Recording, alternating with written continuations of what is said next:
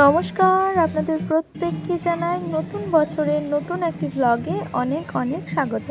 আর তার সঙ্গে আপনাদের সকলকে জানাই হ্যাপি নিউ ইয়ার। 2026 সাল আপনাদের প্রত্যেকে খুব ভালো কাটুক। আপনারা সবাই ভালো থাকুন, সুস্থ থাকুন। আর নতুন বছরটা আমি শুরু করলাম মায়ের আশীর্বাদ নিয়ে। আপনারা যারা আমার ভিডিও টুকটাক দেখেন তারা হয়তো বুঝতেই পেরেছেন এতক্ষণে যে আমি কোথায় এসেছি।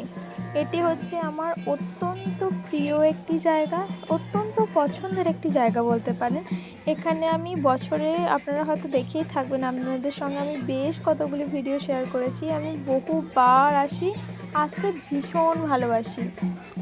অনেক সময় এরকম হয়েছে জানেন, যে দুদিন আগে থেকে পরিকল্পনা করে তৈরি হয়েও মায়ের কাছে আসতে পারিনি।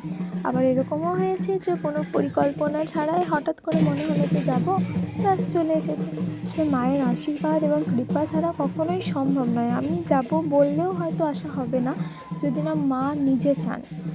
তো সেরকম করেই কোনো পরিকল্পনা ছাড়াই আমার নতুন বছরের শুরুটা এরকম হলো।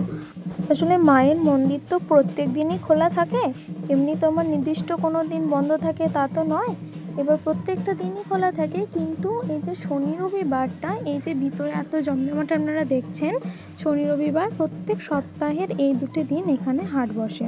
এমনি অন্যান্য দিনও মন্দির খোলাই থাকে, কিন্তু যদি শনি রবিবার আপনি আসেন তাহলে মায়ের কাছে পুজো দিয়ে এই সুন্দর হাটটাও আপনি টুকটাক করে ঘুরতে পারবেন মন্দিরের পাশেই।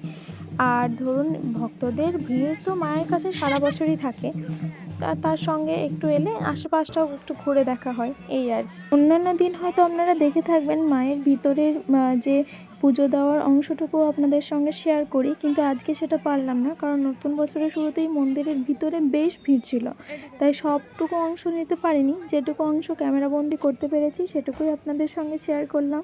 আপনারা প্রত্যেকে সুস্থ থাকবেন, ভালো থাকবেন। আবার দেখা হবে পরের কোনো ভিডিওতে।